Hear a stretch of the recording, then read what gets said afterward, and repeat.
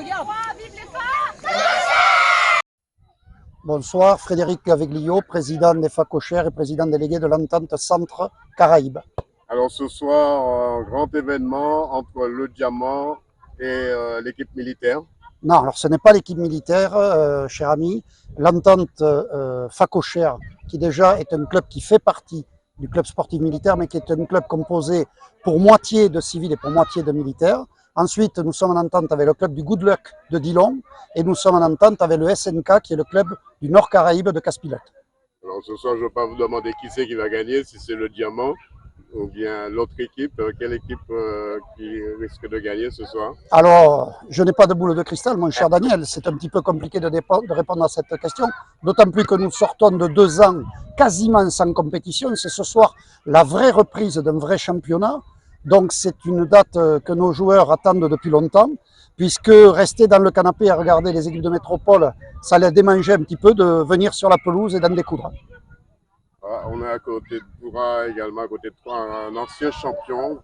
Mais à grande soirée, grande visite, nous avons le privilège de recevoir Jean-Marc Lermé, ancien joueur de l'AS Clermont-Auvergne, ancien capitaine, je crois, de l'équipe, et ancien porteur du maillot coq, le maillot du 15 de France. Donc ça me fait triplement plaisir de le recevoir ce soir pour qu'il voit un petit peu comment on se débrouille en Martinique.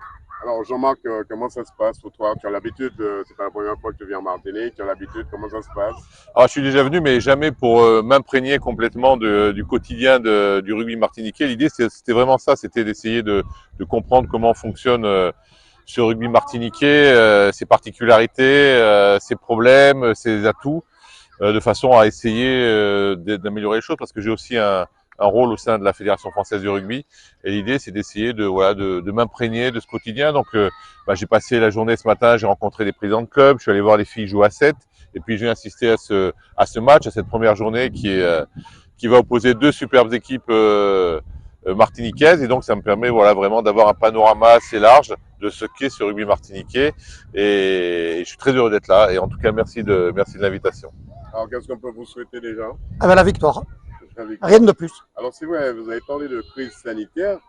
Comment ça s'est passé pour vous pendant cette crise sanitaire? C'était très très compliqué, puisqu'avec le préfet qui nous avait mis des couvre-feux qui ne nous permettaient pas de tenir les entraînements, il n'y a quasiment pas eu de date l'année dernière. Je crois que les joueurs, en tout et pour tout, ont eu 2 matchs dans l'année à se mettre sous la dent. C'était excessivement compliqué, surtout pour les maintenir dans la pratique de ce sport. Et ce que je voudrais profiter de ta caméra pour dire, c'est que l'on a également une splendide école de rugby dont monsieur est le responsable, où les mamans peuvent orienter les gamins, parce que le rugby est un sport merveilleux pour la jeunesse, qui apprend les codes de la vie. Et moi, j'ai l'habitude de dire école de rugby, école de la vie. On les a vus au Robert, lors de l'ouverture des jeunes également. C'est ça, c'est ça. Voilà, donc les entraînements pour les petits ont lieu ici tous les mercredis de 16h30 à 18h. Donc s'il y a des pitchouns qui veulent venir essayer, ils peuvent venir pendant 1 ou 2 séances faire un test. Et si ça leur plaît après, ils s'imprègnent et ils s'intègrent dans l'école de rugby. A-t-on un numéro de téléphone pour communiquer? Oui. Le 06 61 30. Ah, pardon. On a le 06 61 36 65 71. Alors, prends ton prénom.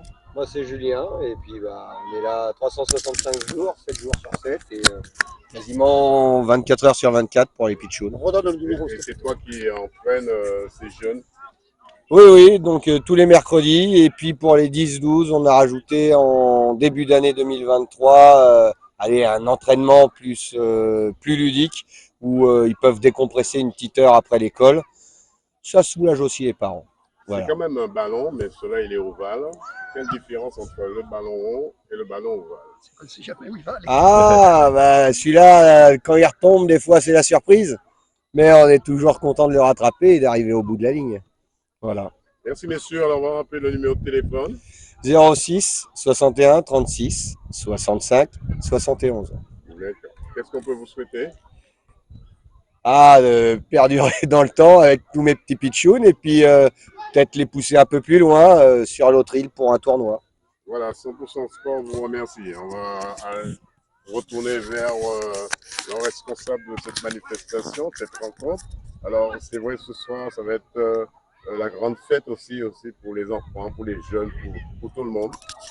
Et ben, on a essayé d'associer l'école de rugby ce soir, puisqu'il y aura une haie d'honneur à l'entrée des joueurs sur le terrain, pour que les familles et les parents soient aussi sensibilisés, viennent faire la fête, puisque c'est pas que les seniors. Quand il y a les tournois d'école de rugby, les seniors viennent arbitrer, viennent encadrer, et quand il y a les grands, ben, ils sont contents d'avoir les pitchouns au bord du terrain pour les encourager. Merci. Comment ça se passe en métropole? Quelle différence vous faites entre la métropole et la Martinique pour le rugby? Alors déjà, ce qu'il faut essayer de maintenir, c'est quand même, nos deux collègues en ont parlé admirablement bien, c'est que le rugby, c'est un sport qui est à part. C'est-à-dire qu'on parle beaucoup de compétition, on est là pour voir un magnifique match, mais le rugby, c'est la compétition, l'éducation et la citoyenneté. Et ça, qu'on soit en métropole ou en Martinique, c'est des axes qu'on veut vraiment développer. Et c'est pour ça qu'on parle d'école de rugby, c'est pour ça qu'on parle d'engagement des sportifs de ce sport dans son environnement. Et ça, en métropole, on veut garder ce même ADN. Après, c'est vrai que la problématique d'environnement comme la Martinique, c'est qu'ils sont loin de la métropole et que justement, il y a beaucoup moins de facilité pour développer ce sport-là, que c'est compliqué, qu'il n'y a pas beaucoup de clubs, donc c'est difficile d'organiser des championnats. Mais malgré tout, eh ben, il y a des bénévoles incroyables qui, au quotidien, font que ce sport existe, font que ces jeunes s'éclatent sur un terrain et font que des moments comme ça, de convivialité, d'esprit, de compétition puissent s'organiser. Messieurs, 100% sport vous remercie. Merci KMT.